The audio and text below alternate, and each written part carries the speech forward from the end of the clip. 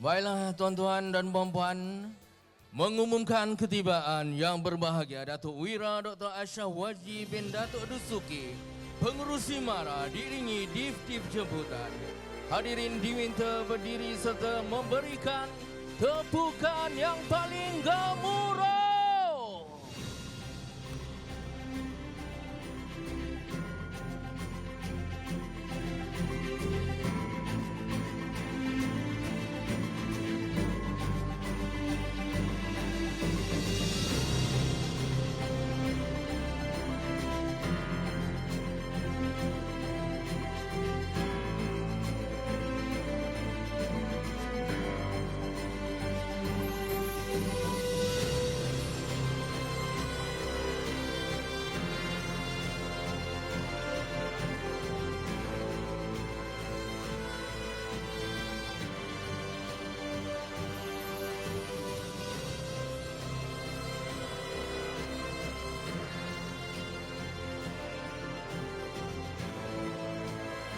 Baiklah, yang berbahagia Datuk serta hadirin diminta untuk terus berdiri bagi kita bersama-sama menyanyikan lagu Negaraku.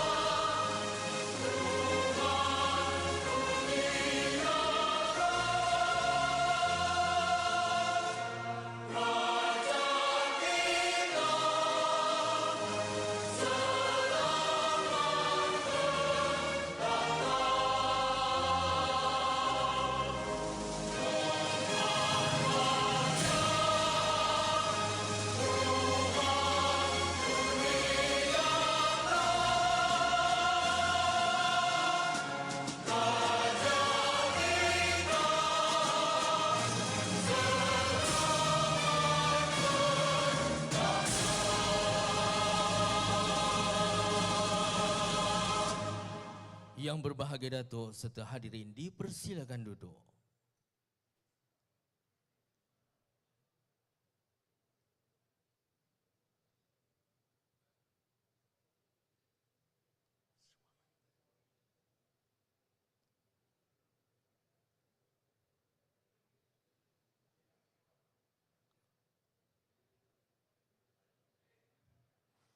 Melayang serindit di atas permatang, merbah berkicau di hujung muara. Pemanis kata selamat datang, awal bismillah, pembuka bicara. Bismillahirrahmanirrahim, alhamdulillahirrabbilalamin. Wassalatu wassalamu ala ashrafil anbiya'i wal mursalin, Sayyidina Muhammadin wa ala alihi wa ashabihi ajma'in. Yang berbahagia Datuk Wira Dr. Ashraf Wajdi bin Datuk Dusuki, pengurusi MARA. Berikan tepukan untuk yang berbahagia Datuk Wira. Yang berbahagia Datuk Seri Azhar bin Abdul Manaf, Ketua Pengarah MARA. Yang berbahagia Tan Sri Datuk Seri Dr. Nur Azlan bin Ghazali, Ahli Majlis MARA. Yang berbahagia Datuk Seri Hassan bin Malik, Ahli Majlis MARA. Yang berbahagia Encik Cik Rahim bin Daud, Pengarah Bahagian Modal Insan, Kementerian Ekonomi. Barisan Ahli Panel Forum dan Moderator, Barisan Pengurusan MARA serta wakil-wakil daripada KKDW dan KE atau Kementerian Ekonomi, rakan-rakan media, yang berbahagia Tan Sri, Datuk Sri, Datuk-Datuk, tuan-tuan, puan-puan serta hadirin yang dikasihi. Assalamualaikum warahmatullahi wabarakatuh. Salam perpaduan dan salam Malaysia Madani. Alhamdulillah, marilah kita bersyukur kehadrat ilahi kerana dengan limpah kurnia dan keizinannya, maka kita dapat berkumpul pada pagi yang penuh berbahagia ini.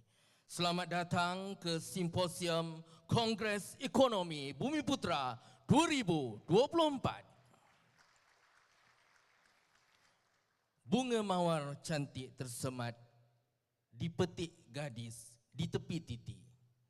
Doa dibaca memohon rahmat, moga majlis sentiasa diberkati. Yang berbahagia Datuk serta hadirin sekalian, bagi memberkati majlis dijemput Al-Fadhil Ustaz Wan Ahmad Marzuki bin Wan Ahmad untuk memimpin bacaan doa. Dipersilakan.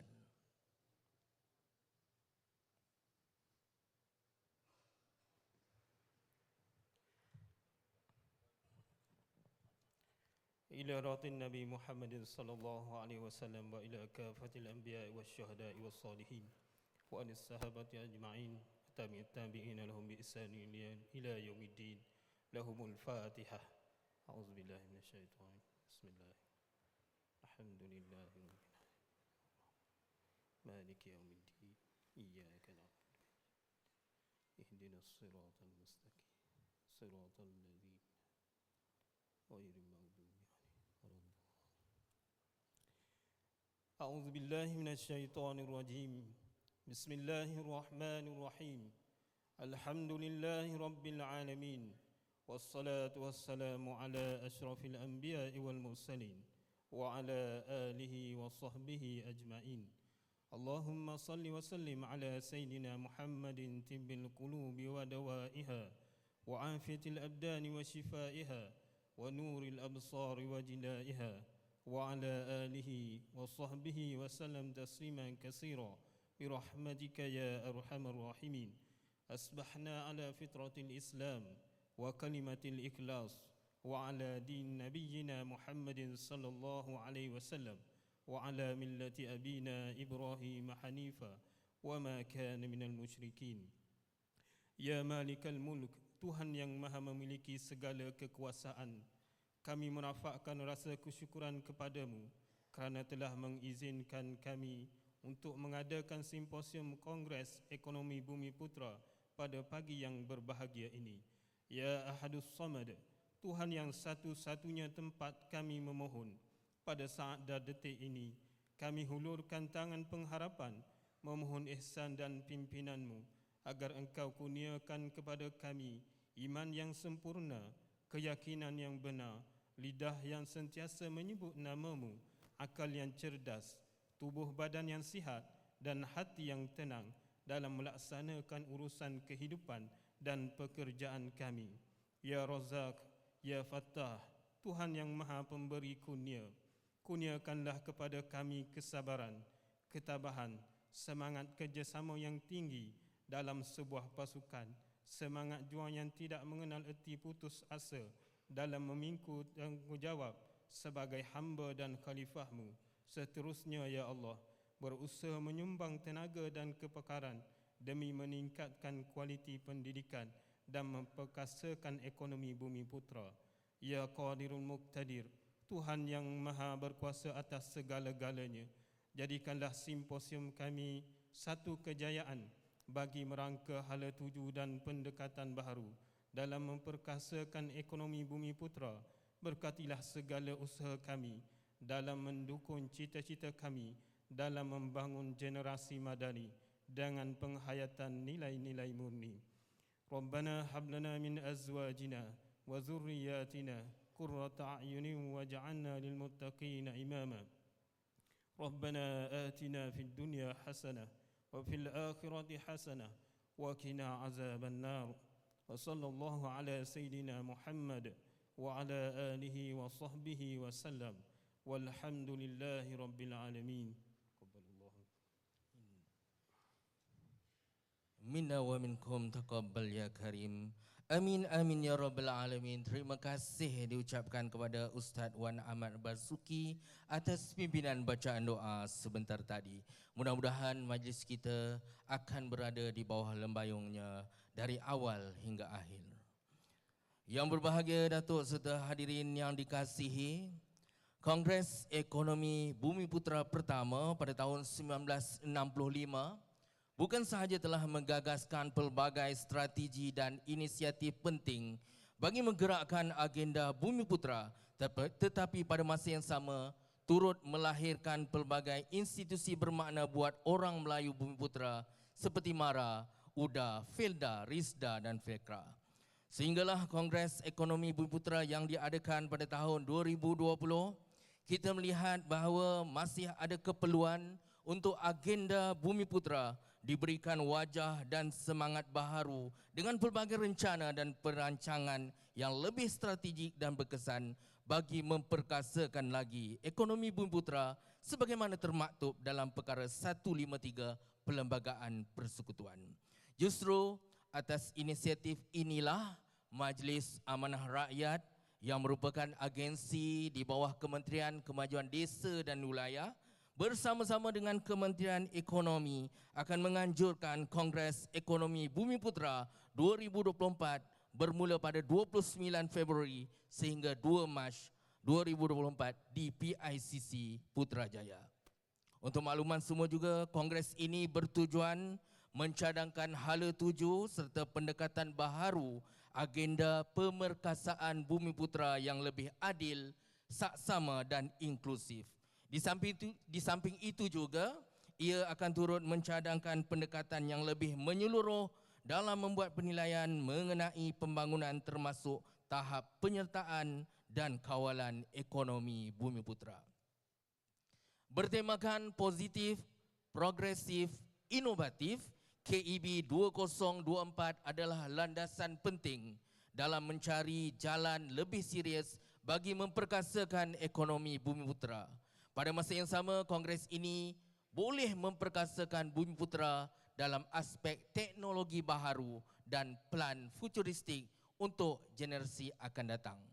Program selama 3 hari ini akan melibatkan pemetangan hasil dapatan daripada sesi libat urus yang terdiri daripada 10 kumpulan terpilih, iaitu reformasi pendidikan dan modal insan, TVET pilihan kerjaya utama, pengukuhan industri halal, pembangunan desa dan pemerkasaan masyarakat orang asli, penciptaan kekayaan dan penguasaan korporat, daya saing perusahaan Bumiputera, penguasaan teknologi baharu, FELDA dan tanah wilayah, sosioekonomi Bumiputera, Sabah dan Sarawak.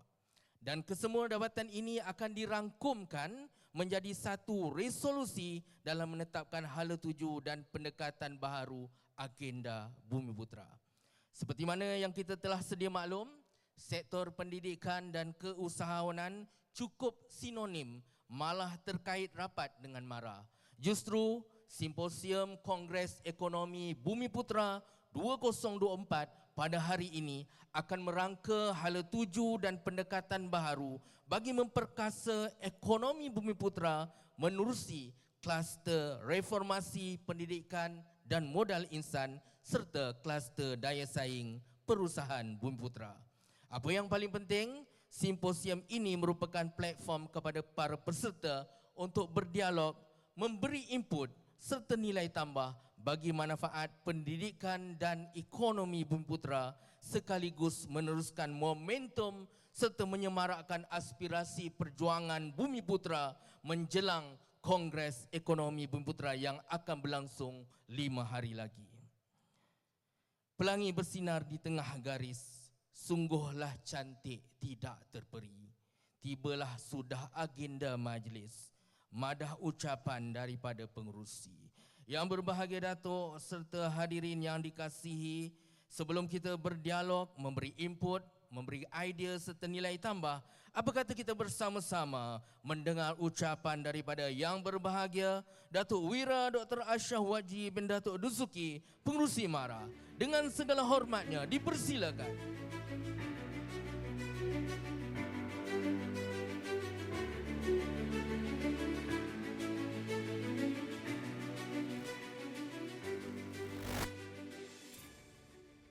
Bismillahirrahmanirrahim. Alhamdulillahirabbil alamin wassalatu wassalam ala sayyidil mursalin Muhammadin wa ala alihi wa sahbihi ajma'in. Subhanaka la ilma lana illa ma 'allamtana innaka antal alimul hakim wa la haula wa la quwata illa billah al-aliyyil azim. Yang saya hormati Datuk Seri Azhar selaku Ketua Pengarah MARA, ahli-ahli Majlis MARA Tan Sri Muhammad bin Ibrahim, yang juga bekas Gubernur Bank Negara yang bahagia Tan Sri Datuk Seri Dr. Nur Azlan bin Ghazali, bekas Vice Chancellor UKM Datuk Seri Hassan Malik, bekas menteri yang menjaga MARA satu ketika dahulu, seterusnya ahli-ahli panel forum dan juga moderator Barisan Pengurusan MARA, KKDW dan Kementerian Ekonomi, seluruh barisan kepimpinan masyarakat, ketua-ketua UMNO bahagian dan juga pimpinan-pimpinan UMNO bahagian yang turut bersama dalam majlis pada hari ini, rakan-rakan media, Tan Sri, Datuk Sri, Datuk-Datuk, Datin-Datin, tuan-tuan dan puan-puan, hadirin dan hadirat, Assalamualaikum warahmatullahi wabarakatuh. Pertama sekali saya ingin mengucapkan setinggi-tinggi penghargaan dan terima kasih kepada semua yang hadir pada hari ini. Jemputan kita 500 orang dan saya dimaklumkan oleh Jawatankuasa penganjur yang telah mendaftarkan diri dan berada dalam dewan ini berjumlah 455 orang. Saya ucapkan tahniah dan terima kasih banyak atas kehadiran. Kerana ini adalah satu program yang kita anggap sebagai pemanas kepada Kongres Ekonomi Bumiputera yang amat penting yang akan diadakan kurang daripada seminggu lagi, iaitu pada 29 hari bulan Februari ini, 1 hari bulan Mac dan berakhir 2 hari bulan Mac. Akan bermula dengan amanat hala tuju daripada pengurusi jawatankuasa, pemandu dan penganjur Kongres Ekonomi Bumiputera kali ini, iaitu Yang Amat Berhormat Datuk Seri Dr. Ahmad Zahid Hamidi, dan majlis itu akan dipecahkan kepada 10 kluster yang akan diadakan secara paralel selama 2 hari dan digabung jalinkan dengan sesi-sesi diskusi umum yang melibatkan pelbagai kumpulan taruh, dan akhirnya akan ditutup oleh Yang Amat Berhormat Perdana Menteri sekaligus menerima resolusi yang telah pun diperbahaskan, diperincikan dan dibincangkan dalam siri-siri libat urus yang telah berjalan selama lebih 2 bulan oleh 10 kluster yang telah pun disebutkan oleh pengurusi tadi. Kenapa Kongres Ekonomi Bumiputera kali ini penting? Kerana kalau ikutkan dari segi rekod, ini merupakan Kongres Ekonomi Bumiputera yang ke-8 secara official ataupun angka rasminya. Kerana ada tidak rasmi juga, kerana ada yang dianjurkan oleh NGO-NGO Melayu, Dewan Perniagaan Melayu, Majlis Perundingan Melayu, tetapi yang secara dokumentasinya bermula pada 1 hari bulan Jun 1965, diadakan selama 3 hari.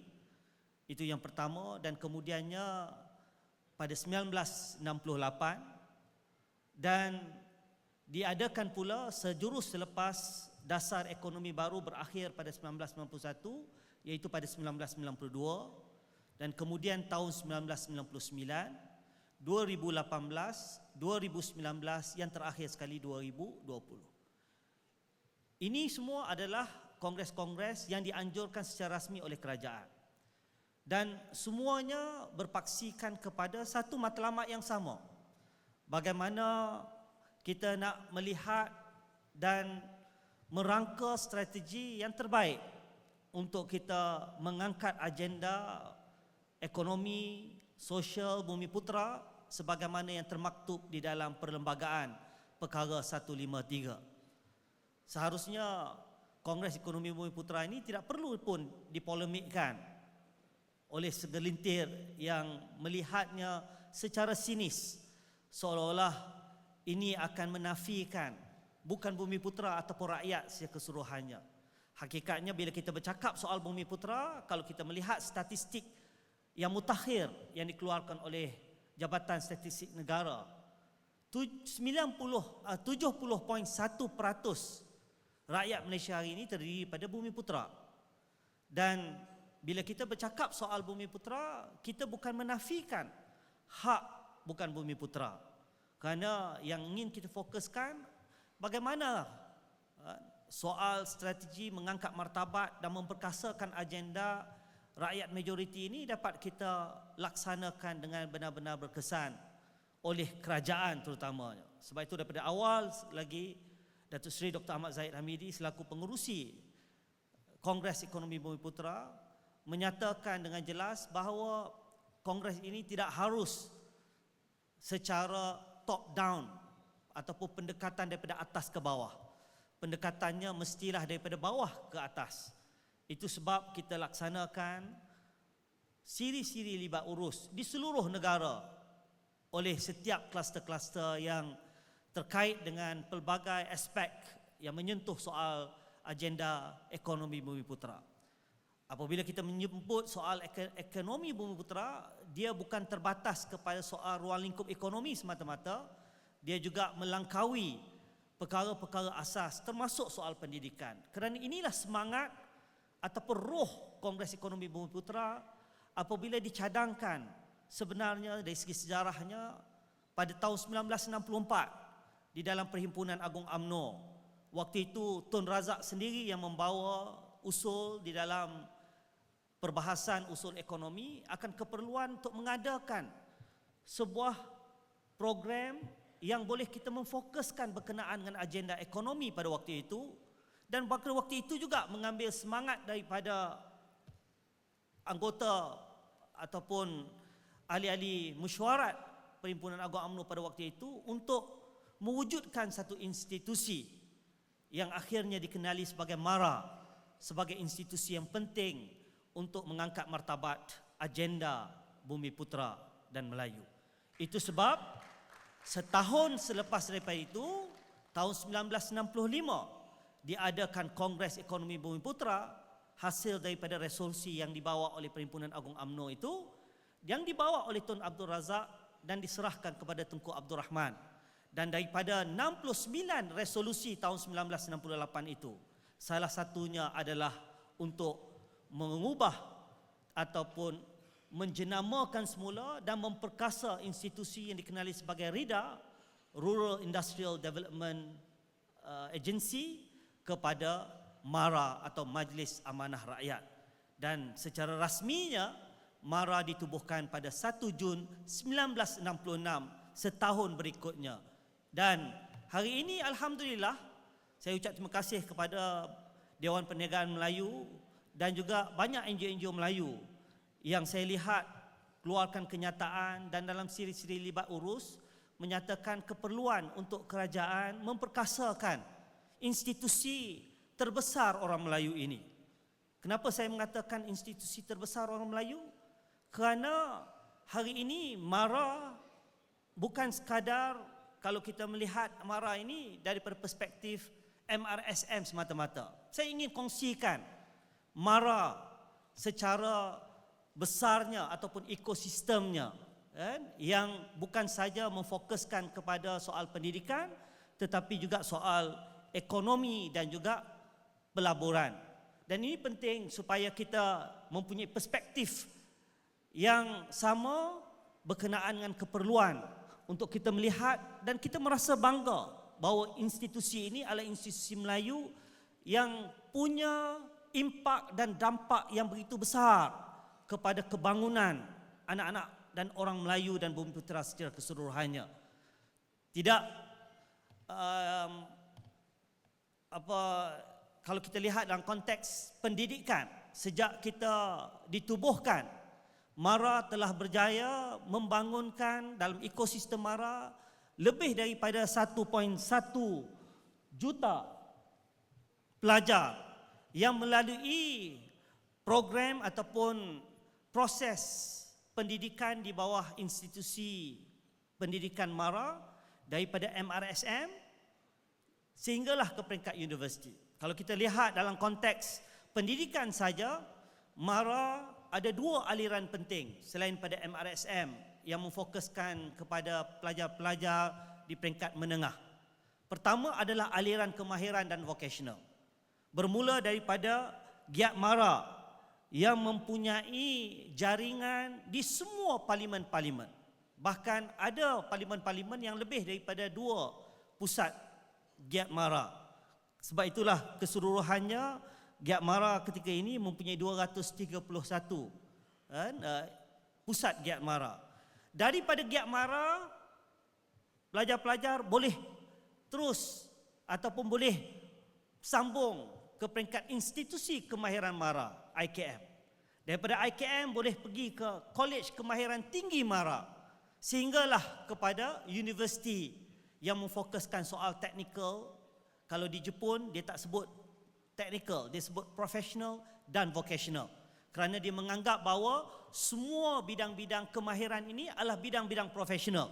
Sebab itu di Jepun, mereka yang berkecimpung dalam bidang profesional dan vocational ataupun TVET bergaji premium lebih tinggi daripada bidang-bidang yang biasa ataupun bidang-bidang akademik biasa. Itu aliran yang pertama. Aliran yang kedua adalah aliran akademik biasa.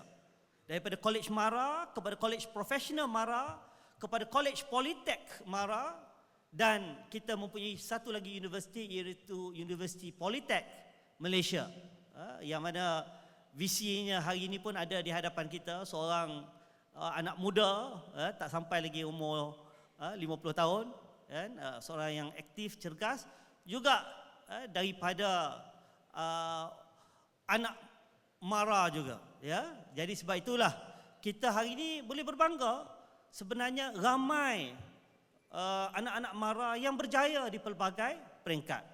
Itu dari segi pendidikan.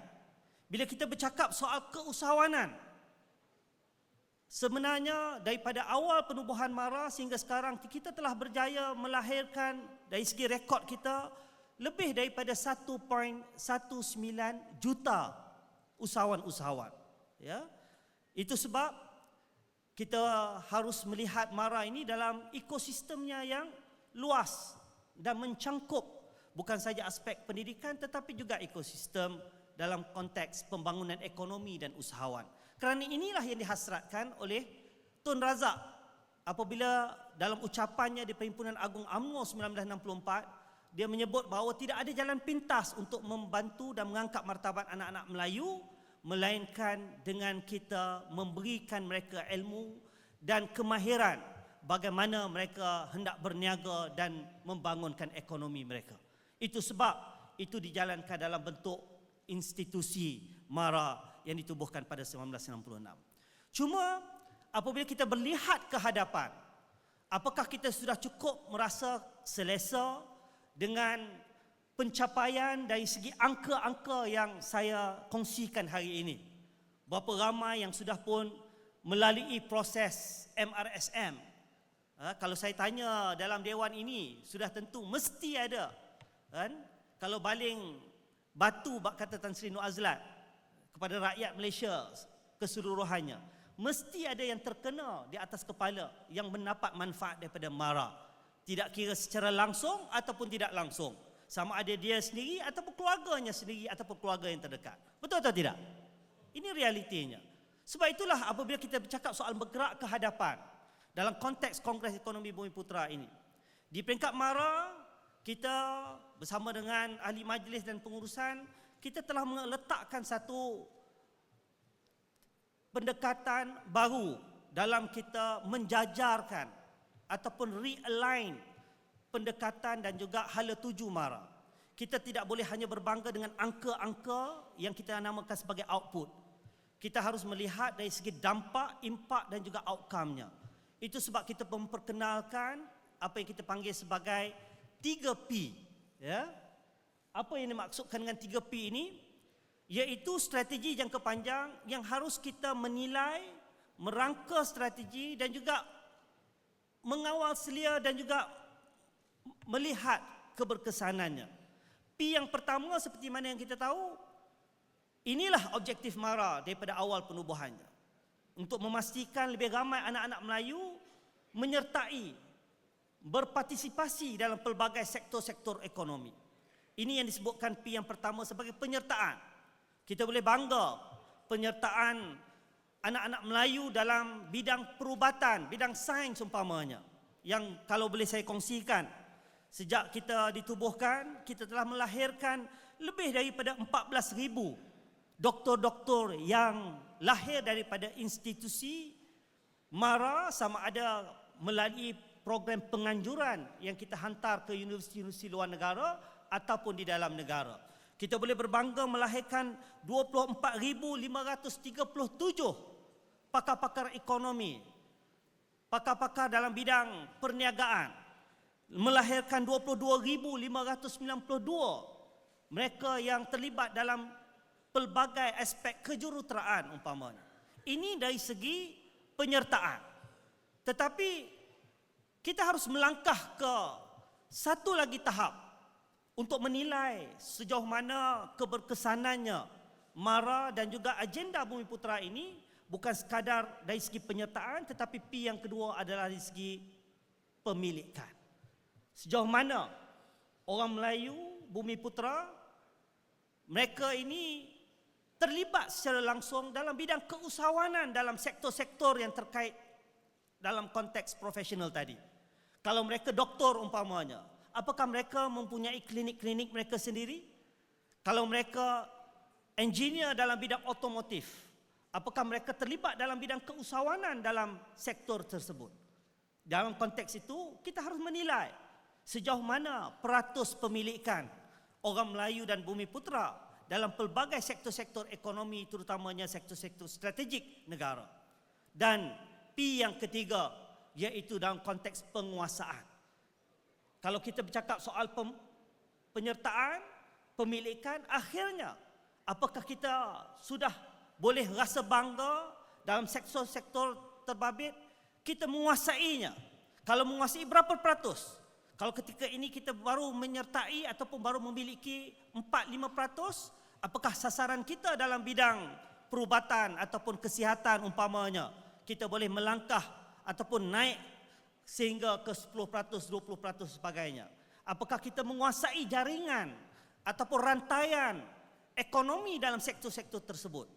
Bila kita bercakap soal klinik, kita bukan saja memiliki klinik tersebut, tetapi juga ada orang Melayu dan Bumiputera yang juga menguasai rantaiannya dari segi ubat-ubatannya, dari segi mesin, peralatan dan sebagainya, supaya akhirnya barulah kita boleh menilai sejauh mana kekuatan ekonomi Bumiputera yang boleh kita banggakan. Ya, mungkin dulu kita selalu bernostalgia ataupun berretorika dengan angka 30% equity orang Melayu ataupun Bumiputera.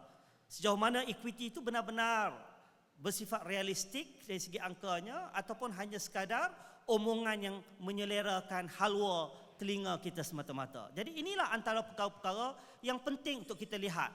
Dan secara objektifnya, sebab itulah hari ini simposium ini diadakan bagi kita mendengar daripada pelbagai pihak. Pemimpin-pemimpin akar umbi dipanggil juga. Ya, saya memang secara langsungnya saya minta 1/3 daripada partisipasi dalam simposium ini mesti daripada kalangan pemimpin-pemimpin UMNO, kerana ini adalah pemimpin-pemimpin yang berada di akar umbi, dan kerana UMNO inilah yang melahirkan MARA, dan MARA kalau nak dinilai semula mesti dinilai juga daripada kacamata pemimpin-pemimpin yang bergelumang dengan akar umbi. Ini bukan soal politik picisan begitu, tidak. Bila kita bercakap soal agenda Melayu Bumiputera dalam konteks kerajaan perpaduan, UMNO harus memainkan peranan yang aktif dan agresif dalam memastikan agenda ini terus kita pertahankan dan terus kita martabatkan. Sebab itulah simposium ini kita anggap sebagai pemanas kepada Kongres Ekonomi Bumiputera yang akan diadakan pada minggu hadapan, iaitu pada hari Khamis, Jumaat dan hari Sabtu.